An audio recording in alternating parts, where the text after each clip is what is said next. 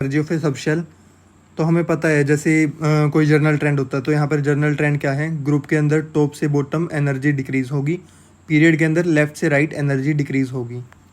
तो जैसे हम इलेक्ट्रॉनिक कॉन्फ़िगरेशन लिखते हैं तो उसके लिए एक रूल होता है या फिर एक ट्रिक कह लो आप कि N D then n+1p then n+2s। तो इसमें से 2 शेल माइनस कर देंगे देन nf। और ये अभी मैं समझाता हूँ आपको इसको। तो जैसे हम 3D तक तो सही लिख लेते हैं, लेकिन 3D के बाद क्या आएगा, तो 3D के बाद जैसे हम लिख सकते हैं, जैसे 3 यहाँ पे n हो गया, तो 3D के बाद n+1 यानी कि 4p देन 5s देन उसके अंदर से 2 शेल माइनस करके f के साथ जोड़ना है यानी कि 3f, लेकिन हमें पता है 3f नहीं होता। तो उसके बाद सिंपल आ जाएगा 4d then 5p then 6s and so on.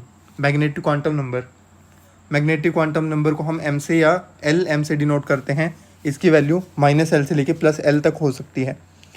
ये हमें ऑर्बिटल या ओरिएंटेशन के बारे में बताता है। फॉर एग्जांपल के शेल की अगर हम बात करें, इसके अंदर n=1 होगा, L 0 होगा, M 0 होगा। तो यहाँ पे के, अगर के शेल है तो यहाँ पे जो n है 1 होगा, तो 1 एंड s ऑर्बिटल यानी कि 1s ऑर्बिटल, सिंगल ऑर्बिटल इसके अंदर रहेगी।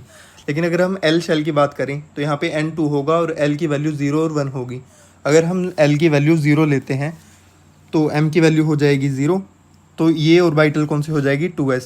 लेकिन अगर हम L की वैल्यू 1 लेते हैं तो यहाँ पे M की वैल्यू हो जाएगी -1 0 एंड +1, यानी कि अगर हम तब बात करें तो उसके अंदर 3 ऑर्बिटल होंगी। सेम केस अगर हम M शेल की बात करें तो वहाँ पे 5 ऑर्बिटल होंगी, जो कि होंगी 5d ऑर्बिटल्स। और यहाँ पे L शेल के अंदर कौन सी 3 कौन सी होगी 3p ऑर्बिटल्स। अगर हम बात कर लें इलेक्ट्रॉनिक कॉन्फ़िगरेशन के रूल्स के बारे में, तो यहाँ पे तीन रूल्स होते हैं। First rule is Aufbau building up principle, जो हमें बोलता है इलेक्ट्रॉन पहले लो एनर्जी वाले सब शेल में फिल होगा, देन हाई, देन उससे high and so on. Hunts rule of maximum multiplicity हमें क्या बोलता है, ये हमें ये बताता है कि अगर हम किसी भी सब शेल के अंदर इलेक्ट्रॉन भर रहे हैं, तो अगर हम उसको सिंगली फिल कर रहे हैं उसके ऑर्बिटल के अंदर, तो वो सेम स्पिन में होने चाहिए।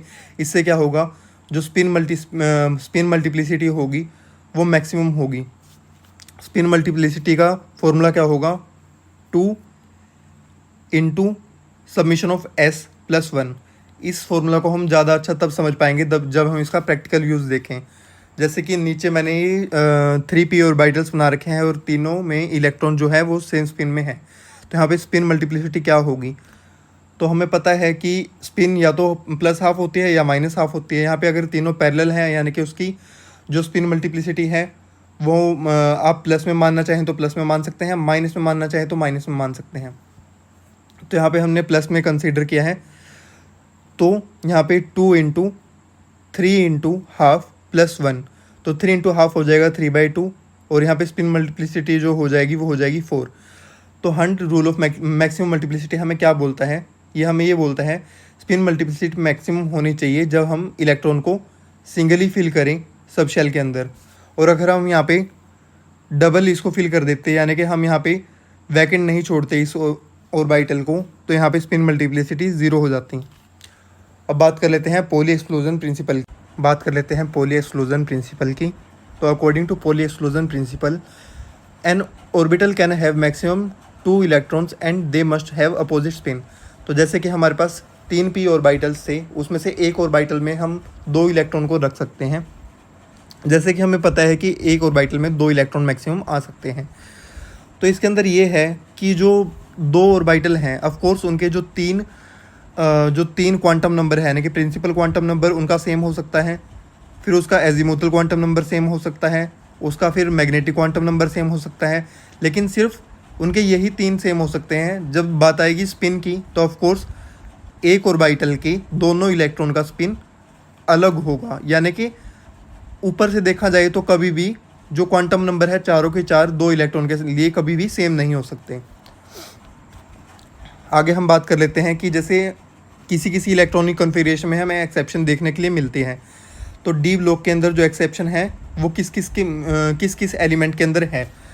तो वैसे तो आपको लगेगा कि ये सब हम कैसे याद करेंगे कि NB फिर CU फिर CR, ये सब हम कैसे याद रखेंगे। तो इसके लिए एक निमोनिक है, आप याद कर सकते हैं। तो निमोनिक क्या है, नवाबी क्यों करे आरजी, मौत तक रुकावटें राह में पड़ेगी, आगे पिटाई और होगी। ऐसा आप मान सकते हैं। मतलब जो एच जी है ऑफ कोर्स जो वो है उसकी एक्सेप्शनल कॉन्फ़िगरेशन नहीं है, तो इसलिए उसमें मैंने कांटा मार रखा है। आर जी को हम कुछ भी मान सकते हैं, राहुल गांधी मान लो, नवाबी क्यों करे राहुल गांधी, मौत तक रुकावटें राह में पड़ेगी, आगे पिटाई और होगी। देन ये जो है फर्स्ट सीरीज़ 3D की, एंड देन फिर 4D की सेकंड सीरीज़ एंड 5D की थर्ड सीरीज़ हमें याद करनी है। तो ये हम कैसे याद रख सकते हैं? जो फर्स्ट सीरीज़ है उसके लिए मेरे पास निमोनिक्स तो नहीं है, लेकिन जैसे मैं याद करता हाँ, मैं इसको ऐसे याद करता हाँ, शक्ति वक्र मनफी कोनी कूजन, तो ऐसे मुझे याद हो जाते हैं, शक्ति वक्र मनफी कोनी कूजन। सेकंड यानी कि 4D सीरीज़ हम कैसे याद कर सकते हैं? यारी ज़रा निभाना, मौत तक रुकावटें राह में पड़ेगी, आग में कूद जाओ, ऐसा मैंने याद किया था। यानी कि यारी के लिए आपको आग में भी कूदना पड़ सकता है, ऐसा आप समझ सकते हैं। थर्ड, ला हफ्ता वरना रे ओसामा, इधर पिटाई और होगी।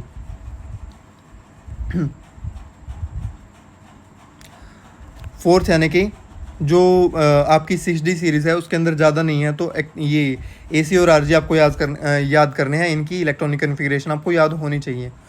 आगे बात कर लेते हैं हम मैग्नेटिक मोमेंट की। मैग्नेटिक मोमेंट के लिए हमारे पास सिंपल फार्मूला है, that is √n × n+2 Bohr magneton. एकदम सिंपल फार्मूला है और ये आपको याद करना है, ये काफ़ी इंपॉर्टेंट है, इससे सवाल आते हैं।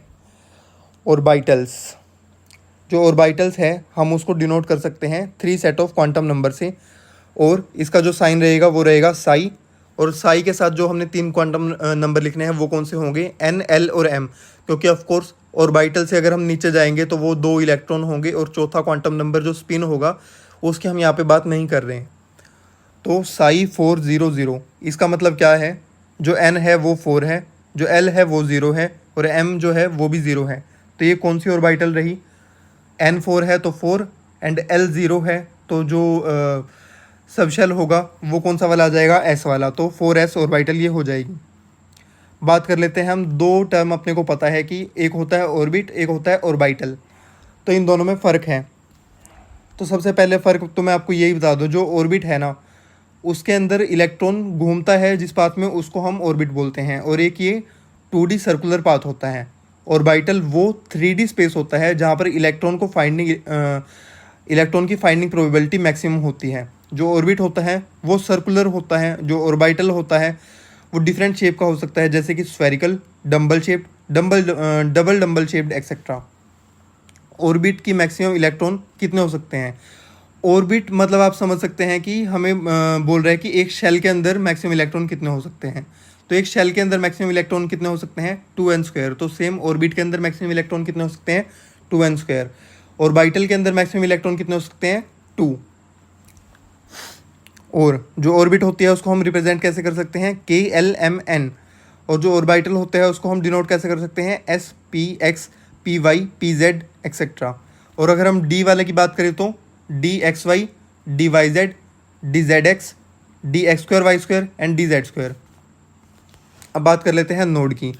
तो जैसे कि हमारे पास जो ऑर्बिटल था वहाँ पे इलेक्ट्रॉन को फाइंड करने की प्रोबेबिलिटी मैक्सिमम थी। नोड ऐसा पॉइंट रहेगा जहाँ पे इलेक्ट्रॉन की फाइंडिंग प्रोबेबिलिटी 0 रहेगी, यानी कि नोड के अंदर इलेक्ट्रॉन 0% मिलेगा, यानी कि नोड के अंदर इलेक्ट्रॉन हमें नहीं मिल सकता। तो ये जो बात होगी वेरी वेरी इंपॉर्टेंट रहेगी, जो मैं आपको बताने जा रहा हूँ। जो टोटल नंबर ऑफ़ नोड्स हैं, ये मतलब नोड्स का जो फॉर्मूला है टोटल नंबर ऑफ़ नोड्स निकालने का, ये काफ़ी इंपॉर्टेंट रहेगा। आप देख सकेंगे कि अगर आप मतलब पर्टिकुलर मॉक टेस्ट दे रहे हैं इस चैप्टर का, तो ऑफ कोर्स आपको इस चीज़ में से क्वेश्चन जरूर देखने के लिए मिलेगा। तो टोटल नंबर ऑफ़ नोड्स कितनी रहेगी? टोटल नंबर ऑफ़ नोड्स उतनी ही रहेगी जितने के सबशेल मैक्सिमम हो सकते हैं। तो टोटल नंबर ऑफ़ नोड्स रहेंगे n-1। रेडियल नोड्स को हम मतलब जो ये नोड्स होते हैं ये 2 टाइप के होते हैं, radial nodes and angular nodes. Radial nodes को हम ऑल्सो बोलते हैं नोडल सरफेस, और एंगुलर नोड को हम क्या बोल सकते हैं? Nodal plane. रेडियल नोड्स का जो फॉर्मूला है वो क्या होगा? n-1 - L। तो ऑफ कोर्स n-1 में से रेडियल नोड्स का जो नंबर है वो माइनस कर देंगे तो एंगुलर नोड्स आ जाएगा, या फिर आप सिंपल कह लें कि n-1 में से L घटा दे तो रेडियल नोड्स का नंबर आ जाएगा। एंगुलर नोड कितने होंगे? L। All d orbitals except dz² will have 2 angular nodes और nodal plane। ये बात आपको याद कर लेनी चाहिए। Atomic model. एटॉमिक मॉडल आप जैसे कि जानते हैं कि एक जो एटम हम अभी देखते हैं, जो मॉडल हम अभी देखते हैं, वो भी मतलब पूरा साइंटिस्ट को पूरा मतलब ये भरोसा नहीं है कि ये भी सही हो सकता है। क्या पता आगे कोई ऐसा साइंटिस्ट आ जाए कि जो ये भी बोल दे कि मतलब ये भी सही नहीं है। जैसे बहुत सारे एक्सपेरिमेंट इस पे रहे हैं कि एटॉम किस टाइप का हो सकता है। तो सबसे पहले जो आया था वो आया था Thomson model, then Rutherford model, ऐसे कई सारे मॉडल अपने पास हैं। थॉमसन मॉडल क्या था? थॉमसन प्लम पुडिंग मॉडल, जिसके अंदर हमें बोल रखा है कि जो एटम है वो लाइक खीर है, जिसके अंदर जो इलेक्ट्रॉन वगैरह है और प्रोटॉन वगैरह है वो कैसे हैं, जैसे कि किशमिश उसके अंदर पड़ी हुई हो। और रदरफोर्ड मॉडल हमें क्या बोलता है? रदरफोर्ड मॉडल हमें मतलब रदरफोर्ड ने एक एक्सपेरिमेंट करा जिसको हम बोलते हैं alpha particle scattering model experiment with gold foil. तो अल्फा पार्टिकल क्या होता है? अल्फा पार्टिकल होता है हीलियम की न्यूक्लियस, यानी कि जैसे हम देखते हैं कि हीलियम के अंदर 2 इलेक्ट्रॉन रहते हैं और उसका मास जो होता है वो 4 रहता है। तो उसमें से अगर हम 2 इलेक्ट्रॉन निकाल लें तो यानी कि हीलियम 2 प्लस उसको बना दे, तो यही होगा अल्फा पार्टिकल। ये बात नोट करने वाली है कि जो एटम का डायमीटर है वो न्यूक्लियस के डायमीटर से 5 गुना ज़्यादा बड़ा रहेगा। जब चार्ज रेस्ट पे रहेगा तो सिर्फ इलेक्ट्रिक फील्ड होगी, लेकिन जब चार्ज मोशन में होगा तो उसके अंदर इलेक्ट्रिक फील्ड तो होगी, साथ साथ में उसमें मैग्नेटिक फील्ड भी होगी। अच्छा, अगर हम बात करें कि जो मोशन है अगर वो यूनिफॉर्म रहा तो उसके अंदर इलेक्ट्रिक फील्ड और मैग्नेटिक फील्ड होगी। अगर वो मोशन नॉन यूनिफॉर्म रहा तो उसके अंदर इलेक्ट्रिक फील्ड होगी, मैग्नेटिक फील्ड होगी। और जब ये दोनों होगी तो साथ में क्या होगा? Electromagnetic waves. इलेक्ट्रोमैग्नेटिक वेव्स को हम साथ में किस नाम से जानते हैं? Radiant energy. इलेक्ट्रोमैग्नेटिक वेव्स काफ़ी टाइप की होती हैं, जैसे कि radio wave, microwave, gamma rays etcetera. Electromagnetic waves को मीडियम नहीं चाहिए प्रोपगेट करने के लिए। साथ में ही जो इलेक्ट्रोमैग्नेटिक वेव्स हैं वो एक ज़रिया है एनर्जी ट्रांसफ़र करने का वन बॉडी टू अनदर। जो इलेक्ट्रोमैग्नेटिक वेव की वेलोसिटी है वो सेम रहेगी जैसे कि लाइट की होती है, जो कि है 3 × 10⁸ मीटर पर सेकेंड। Radiant energy